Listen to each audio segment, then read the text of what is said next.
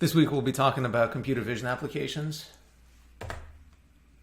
So just want to follow up to Josh's LeNet and just review some more notable applications of deep learning and computer vision, and really just build the toolbox of architectures and tricks that were used in them so that we can apply them to future problems.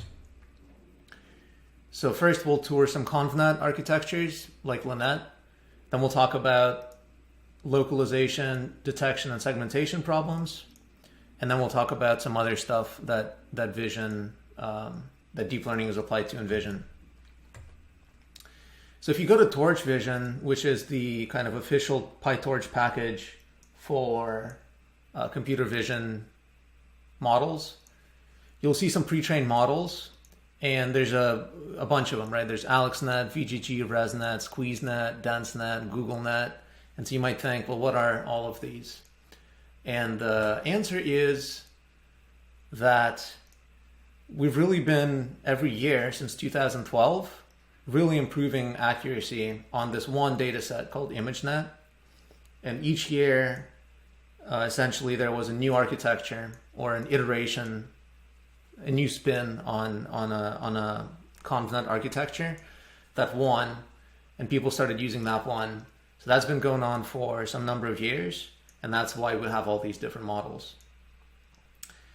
AlexNet, well, okay, so ImageNet, a little bit about this, technically called the ImageNet Large Scale Visual Recognition Challenge. In 2010 was the first time they launched it, and it's a number of classes, 1,000 classes, some of them very fine-grained, like Dalmatian, some of them pretty broad, like container ship, right? There's a bunch of different types, but we just care about this big category. So there's 1,000 object categories, and there's over 1 million images in the training set. And the tasks are classification, which is given an image, predict the class of the thing that's in it. Localization and detection. But really, when people talk about ImageNet, they usually talk about classification. So before deep learning, right, in 2010, 2011, the winners were not deep networks. They were shallow approaches like SVMs or something like that. And the error rate of the winner was around 25% at best. In 2012, AlexNet published the paper that kind of kicked off the deep learning revolution, and that was a deep network with 8 layers, and that got 16%. So that was really a huge jump compared to the previous state of the art, and so that got everyone's attention basically.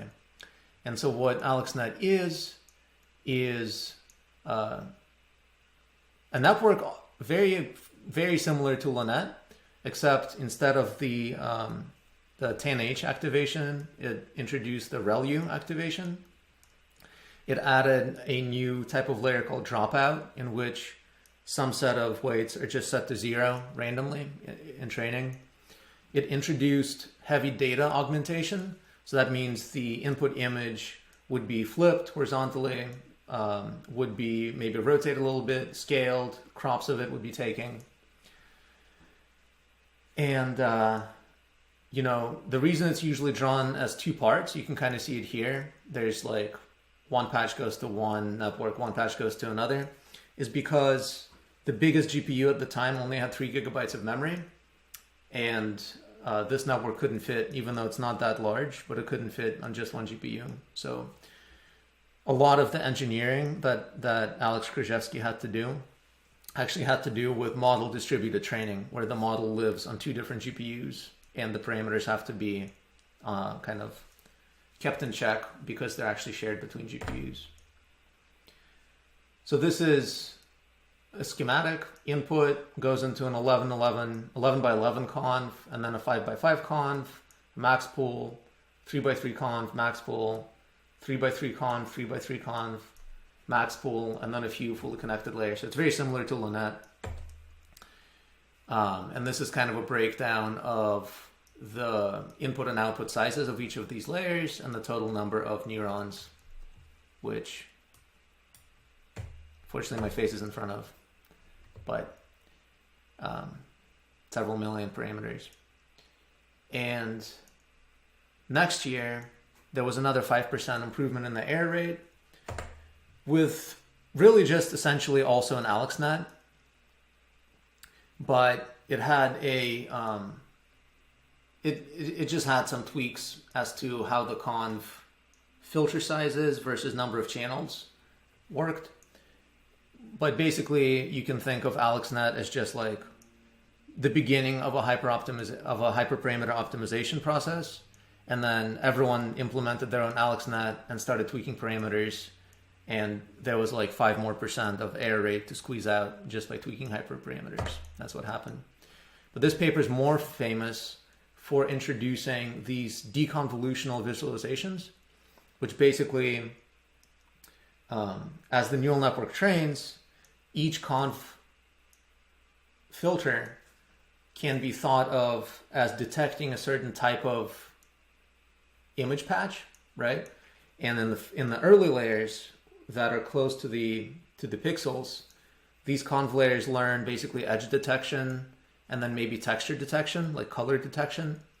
But in the later layers, like layer 5 on the right-hand side of the slide, the conv filters, because they're now seeing a larger receptive field into the image, and because they themselves have input from the lower level conv filters, are able to basically detect parts of objects. So maybe ears or eyes or wheels, stuff like that. And so these visualizations are pretty cool. And one of the readings for this week actually talks more about them. So the next year got another 4% drop in accuracy. And this one came with just a lot more layers. And so it's called VGG network. And it's a pretty simple architecture. It's deeper than what had been tried before. It only used 3x3 convolutions, so none of that 9x9 or 5x5 or anything. And it introduced, and it also used 2x2 max pools. And then it increased the channel dimension with each layer. So like early on, close to the pixels, it would be a 3x3 convolution with, let's say, 64 channels. And then later, it would be a 3x3 convolution with like 512 channels. So one observation that the authors made here is that if you stack 3x3 convolutions, you get the same receptive field as a larger convolution, but there's fewer parameters total. So 4 stacked 3x3 convs is the same as a 9x9 conv, but there's less parameters, so you can train faster. So VGG has 138 million parameters, and you can kind of break it down by memory use versus computations. But the most memory used is in the early conv layers, because remember that IM2 call operation, so a conv operation is really just a matrix multiply. But if the input to the conv operation is large, then the matrix that has to get multiplied is actually very large. And so that uses a lot of memory. But most of the parameters are in the late stages with the fully connected layers, even though the matrices aren't as large anymore. But there's a lot more weights to learn. And that really shows you how, part of the reason to use convs is because they use a lot fewer parameters. They're able to do a lot of computation with very few parameters because you constrain parameters in different regions of the image, basically. So next up is GoogLeNet, sometimes called InceptionNet. And it's just as deep as VGG, but only had 3% of the parameters. And it had no fully connected layers. And it was really a stack of inception modules. And these inception module is, if you noticed, there was basically a conv value pool kind of pattern that would get replicated many times, right? And so you can call that a module, basically, like a conv pool module. And an inception module is something a little more advanced, where basically the input, instead of going through a single conv of some size, goes through 4 different channels and then gets concatenated. So it goes through a 1x1 conv, a 3x3 conv, and a 3x3 by, stacked a couple of times conv and an average pool. And it's always reduced with a 1x1 conv first, which like reduces the number of channels. And so this is the, I guess the inception hypothesis is that the cross-channel correlations, so the input to a ConvNet has depth, which is the number of channels. So like an image has 3 channels, and then later on in the ConvNet, you might have like 64 channels, whatever your convs are outputting. And then it has spatial dimensions. So it has channels, then it has spatial dimensions. And the inception hypothesis was that the cross-channel correlations, so in the depth dimension, and the spatial correlations in the spatial dimensions, those two things are kind of decoupled, and you can actually treat them separately. And so that's what a 1x1 conv can let you do, because it doesn't see anything. It only sees like the 1 pixel that's coming in, but it sees all of its channels. So it's able to, for example, reduce the number of channels or expand the number of channels, but it doesn't have anything to do with like spatial correlations like edges or anything like that. And another cool trick that GoogLeNet did is they injected, basically they had classifier outputs not only at the end, as all the other networks do, but also kind of in the middle. And so what that does is it lets the network get gradient from the loss function at more spot than just at the end of the network. So that's kind of interesting. So that was 5 million parameters, which is actually a lot fewer parameters than the previous years. And then we got a really deep network called ResNet with 152 layers. And that improved by another 3%. And so ResNet is probably like the most commonly used network now. And it's actually resulted in a top 5 error rate that was lower than the human performance of like 5%, which I think Andrei Karpathy just measured himself by doing ImageNet by himself. So the problem that ResNet authors observed is that you should be able to make a model deeper and deeper, and it should perform at least as well as a shallower network of the same architecture, but sometimes it doesn't, right? And the reason that they pointed to is that, well, the gradient can vanish because each layer is an opportunity for the gradient to basically disappear. And if the network's very deep, then the gradient can vanish. But what you can do is you can add an option to basically skip around each layer. And so if that layer makes the gradient vanish, then it actually won't vanish and backprop because you can just follow that identity path back. So we're basically adding shortcuts from the input around the processing of the input and adding it to the result of the processing. And the reason it's called a residual network is because basically you can think of h of x as like the old plane conv operation, and f of x is the new one, which is h of x plus x. And so we're kind of trying to fit h of x minus x. So it's like the x is the residual. I don't know.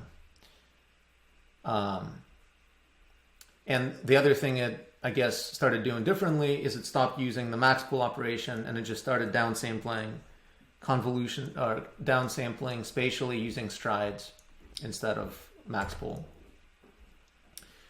And ResNet is kind of like what people use nowadays. There's variants on it. So for example, DenseNet adds even more skip connections. So instead of just adding the one skip connection around a conv block, you add a skip connection to every other part of the network from every other part of it. ResNext, yeah, I kind of think of it as, it's almost like combining the InceptionNet idea and the ResNet idea. It's the InceptionNet idea is to send the input through multiple processing channels at once and then concat them. And then the ResNet idea is to do this residual kind of shortcut connection. ResNext seems to do both. So the ResNet was 60 million parameters, 152 layers. And a couple of years later, the architecture of squeeze and excitation net is worth looking at, because it's basically adding a module of global pooling and a fully connected layer to basically adaptively reweight the feature output maps, which is kind of like attention.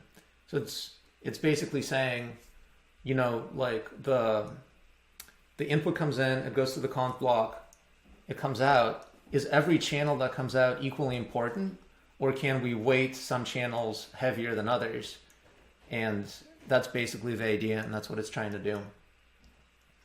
So it's like sends the input through the traditional kind of conv channel, but then it also sends the input through a special fully connected network by basically taking the input, global pooling it so that just averages everything into kind of one vector. And then you apply some fully connected layers to it, and then you use the output of that to weight the channels of the conv output. And lastly, SqueezeNet is just really focused on trying to reduce the number of parameters as few as possible. And so it achieved AlexNet level accuracy with 50 times fewer parameters and like a tiny model. And the reason, or the way it did it, is by always adding these one-by-one filters, which can really squeeze the number of channels. So the number of channels kind of never expands. And this is actually work from Berkeley by Forrest Iandola, who's now at Tesla.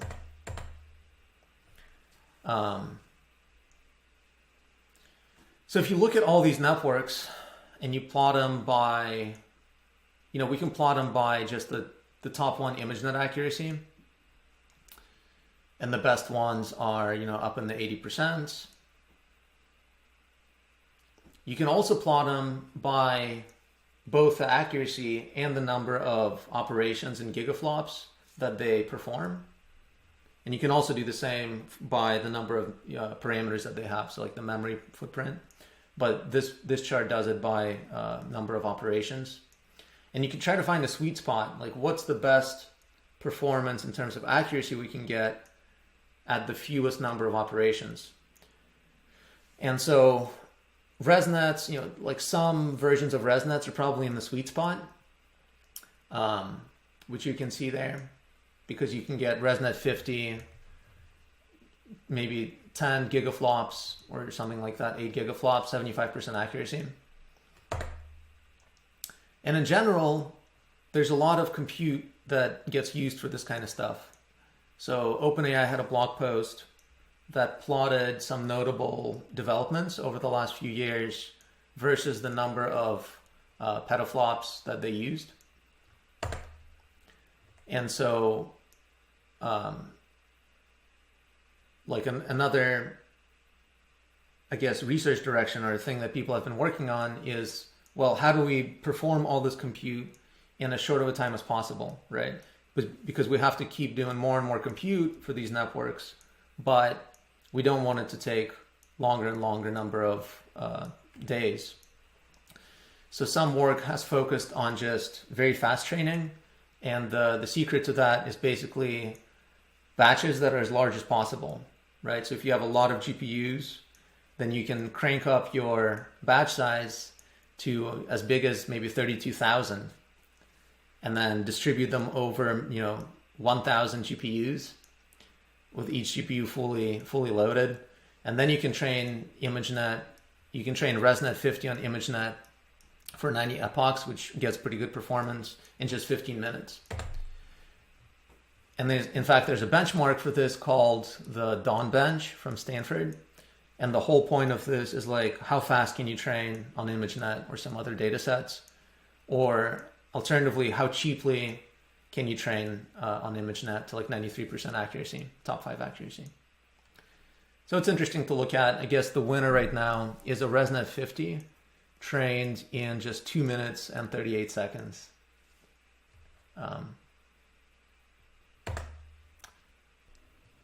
Okay, well, I'll keep going then. So the next thing I want to talk about is not just classification, which is what we focused on so far, but some other vision tasks. So classification is like, given an image, output the class of the one object in the image, right? Localization is do that, but also highlight where that object is in the image. Detection is, given an image, output every object, class, and location in the image, right? So an image might have multiple things and you should detect all of them. And then segmentation is actually label every pixel in the image as belonging either to a specific object or to, kind of the background default object. And then furthermore, instance segmentation is like, it's not enough to just say these pixels belong to the class dog. You have to say, these pixels belong to dog number 1, these pixels belong to dog number 2. So for localization, we might actually have a pretty good way to do it with like the stuff we've discussed so far, because maybe we can just give an image to the same network, like a ResNet or something, but then instead of the one output of the class, right, which is that softmax over the number of classes, we could also output some extra things like the bounding box coordinates, like x1, y1, x2, y2. So you can imagine it's like the same network up until the fully connected layers, and then you have kind of one head of the network going off to predict the class, but then 4 more heads of the network predicting x1, y1, x2, y2. And that might work, but it's not going to work when there's multiple objects, because we don't a priori know how many objects they're going to be in the image, right? So we can't, like, in this case, if we know there's exactly one object, we can add 4 bounding box coordinate heads to the network. But in this case, we don't know how many objects are going to be in the image, so we don't know how many heads to add. So what we can do instead is we can take our classifier that we trained on ImageNet that detects any number of detects the class of whatever it sees, and then give it patches of the image in turn, and then on each patch it will say, I see nothing, or I see a duck, and stuff like that. And we can actually do that. You can just do that. It'll be very expensive because each time you give it a patch, it'll kind of compute everything from scratch. But in fact, overlapping patches, or like neighboring patches, overlapping patches, there's a lot of the pixels that are shared between them, and you shouldn't have to like recompute your network on those shared pixels. This is just a demo of me sliding this network. So what you can do is you can actually kind of look at your network and observe that it has some conv layers and then maybe some fully connected layers. And you can furthermore observe that a fully connected layer can be turned into a 1-by-1 conv layer. Okay, so given an image, you have your conv operations, and then a 1-by-1 conv can actually serve as a fully connected layer for you. And so that's exactly what people started doing with this Overfeat paper from 2013. They basically just made it computationally tractable to look in many overlapping regions in an image, and for each one predict the class of what's in it. And then because you know what the bounding box of the region that it looked, that you now have a bounding box. So basically, given an image, you end up with a lot of bounding boxes, and for each one, there's some notion of what is in it.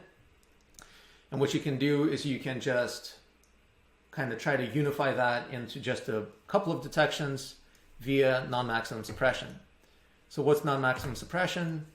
It just means that if you have like overlapping bounding boxes, you should keep the one that has the highest detection score and then kind of remove all the ones that are overlapping it significantly. And there's an efficient algorithm to do it. And then lastly, there's a way that these methods get measured, and it's called intersection over union. So that's just the metric for this detection quality, right? So given some ground truth bounding box and our detection doesn't have to be exactly the same as the ground truth for it to count as a correct detection.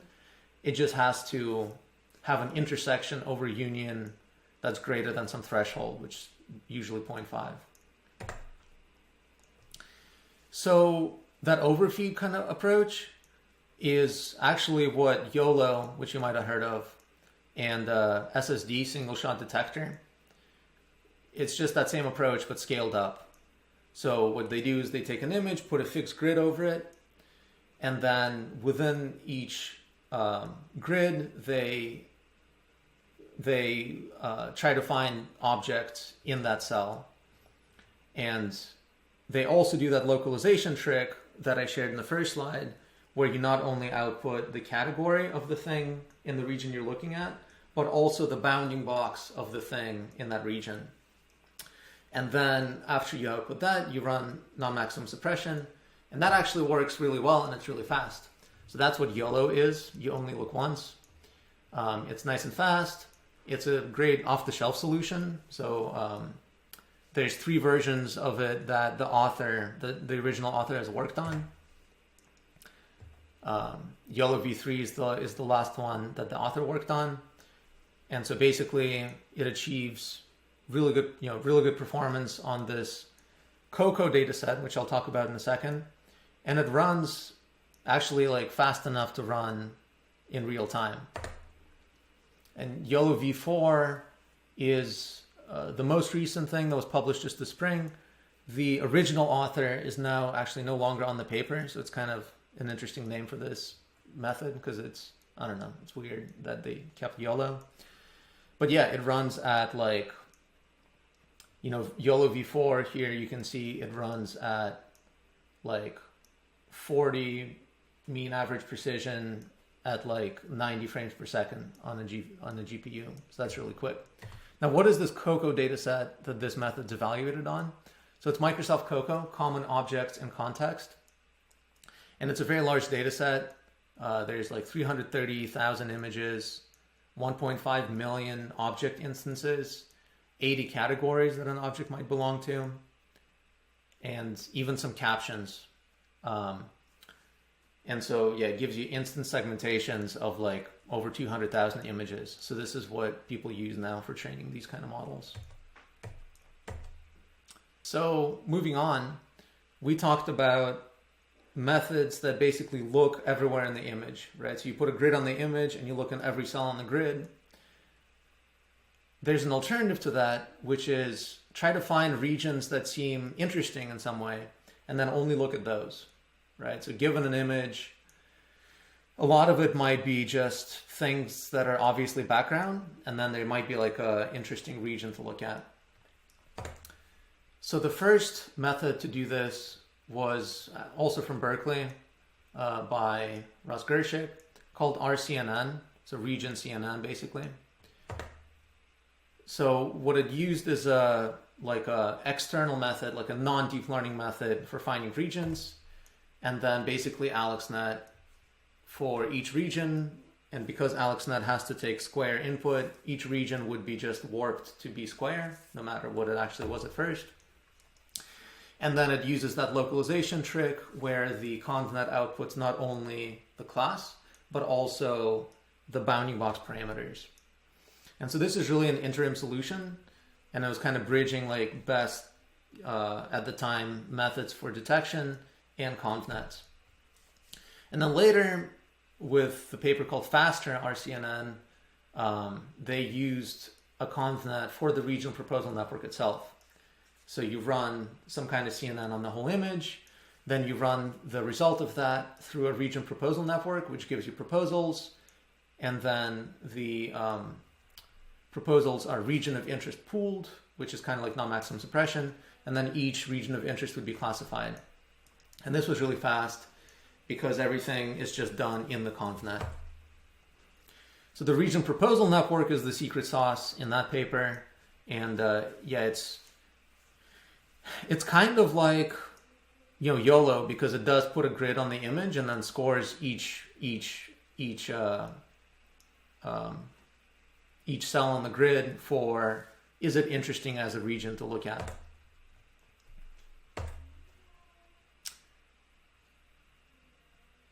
So yeah, so faster RCNN training, there's 4 losses total, there's the classifier loss, and then there's the bounding box regression, and that's for both the region proposal network and the object classifier.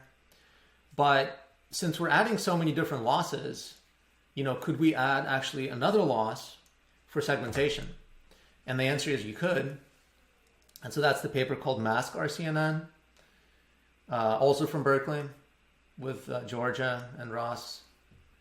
And the idea there is just augment faster RCNN as we described it with some more conv layers with their own loss for instance segmentation. So now the regions of interest are not only classified and bounding box regress, that's where like the corners are predicted, but they also go through this instance segmentation module. And it gives like really good results, by the way. So this is like on the test set. It detects, you know, people, animals, household objects. Like, it looks really good.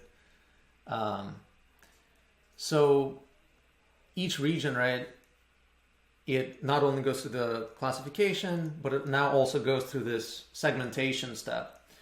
And the way that's done is it goes through a couple of convolution layers, and then the convolution basically outputs a binary image where like some pixels are part of the segmentation and some aren't. But what if we wanted to do that to the whole image, right? Not just to the regions of interest. So this is sometimes called fully convolutional nets, or sometimes they're called U-nets. And so the idea there is like, I'm going to give you an image that's as the input, and the output is the segmentation mask of the whole image of the same size as the image. And the image can be pretty large, right? So maybe it's like 224 pixels by 224 pixels. So if we only do convolutions that don't reduce the spatial size of the image, it's going to be way too expensive, because like applying convolution to a large input is very memory expensive. So what you can do is you can encode and then decode, right? So shrink the image down and then upsample it back to the segmentation mask. And we know how to shrink it down because like that's what we do when we classify. We shrink a whole image down to just the softmax over like all the classes in it. But how do we go from something like that back out to an image-sized output? So upsampling, there's really kind of 3 ways to do it. One is what we can call unpooling. So it's the opposite of max pooling. So in max pooling, right, we look at a grid, and then within each grid, we remember which cell was the maximum, and we kind of like store that cell and pass that on. But because we remember which cell was the maximum, we can actually unpool it and then get back out to from the pooled version back to the larger version. Or we can do this with a convolution operation called a transpose convolution. And the idea is that we basically, like in this image, we have a 3x3 convolution, which looks like a shadow, and a 2x2 input that's in blue. And as you slide the convolution over the input, you actually generate a larger output. So it's like the transpose of the convolution as we usually do it. And then we can combine that with a dilated convolution, which basically like increases the receptive field of a convolution, and so you lose less information as you downsample and upsample. So moving on, you can do the same kind of thing for actually inferring 3D shape. So this is called mesh RCNN, and as you might guess, it's now introducing not only, you know, a classification branch, a bounding box prediction branch, a segmentation branch, but now also a voxel branch where the output is going to be a 3D mesh. And incredibly, it works pretty well.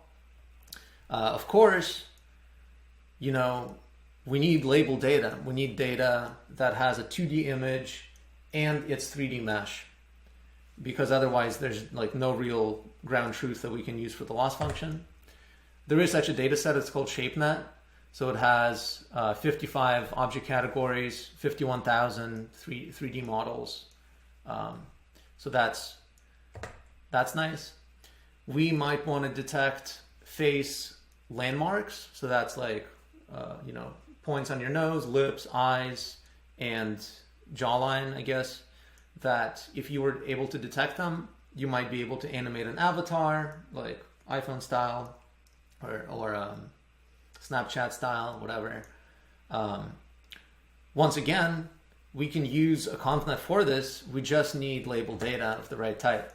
So annotated faces in the wild is that kind of data. Gives you 25,000 faces with 21 landmarks on each face. Or we might want to do pose estimation. So we want to detect joint locations. So not just the segmentation of a person, but actually like the joint positioning of that person. Totally possible. We just add like another, you know, output of the ConvNet, another loss. We just need the labeled data. Coco actually has this. It has 250,000 people with key points. So basically, you know, any type of vision task where there's like a lot of label training data is a good match for deep learning, because ConvNets are really good at representing the whatever information is in the image. And if you give them the type of data that they need to output and a proper loss function, like they learn it. So moving on a little bit, you know, ConvNets are powerful, but they can be brittle, and they can be brittle in like surprising ways, which is kind of scary. So the area of research called Adversarial Attacks has to do with that. And there's two ways to do this research. One is white box, which means that, you know, can you make an attack if you have actually access to the model parameters?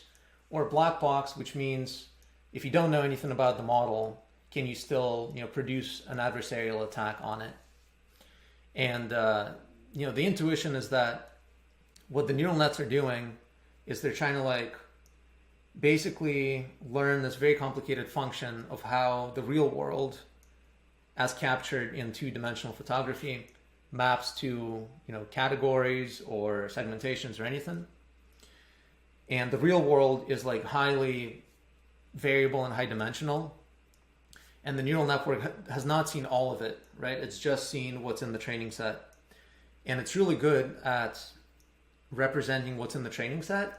And it learns like this manifold that's representative of the real world, but it's you know, what it learns, if it stays on the manifold, it's pretty good. But if it's pushed off of it, it becomes like very wrong very quickly. And so you can see on the left here, you have an image of a panda. The neural network thinks it's a panda with 57% confidence. And then you add what seems to me to be random noise, but it's actually something that the network would consider a nematode, right?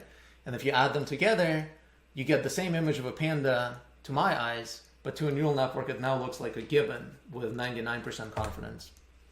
And scarily, you can actually, you know, not only add noise to an image, but you can actually add real things to the world such that when you take an image of them, they mess up the neural network. So there's, like for self-driving cars, this would be a big area of concern. Can I actually, can anyone print something and then put it on road signs that just make the neural network think that, you know, the road sign is like a stop sign is a speed limit sign, for example, so it doesn't stop at the stop sign. Oh, here's a little meme. State-of-the-art neural network or one noisy boy, you know, who would win? So the basic way to like find that noisy boy is in trying to like find inputs that push the gradient of the network towards some class very strongly. And then to defend against such attacks, you can do a number of things. You can try to include adversarial examples like this in the training set, and this doesn't seem to work very well empirically. You can try to smooth the decision boundaries between classes via some methods such that it's not like so brittle. And this is sometimes called defensive distillation. I think I have a slide on it coming up. No, I don't. So yeah, really briefly, it's basically defensive distillation would involve training a neural network on the raw training data, and that can output classes, but that network is brittle to adversarial attacks. And then you train a second neural network that learns to give the same outputs as the first neural network. So it doesn't necessarily see the data, it only sees like the outputs of the other network, which is sometimes called network distillation. Another thing that's really interesting in computer vision is style transfer. So you might have seen images like this. We have like an image that we want to transfer some style to, and then take some painterly image like a Van Gogh Starry Night, and then apply it to the photograph that we took, and now we have this cool, like, we transfer the style of one image onto the content of another. And the way it basically works is, hold on. This is a GIF that should be playing.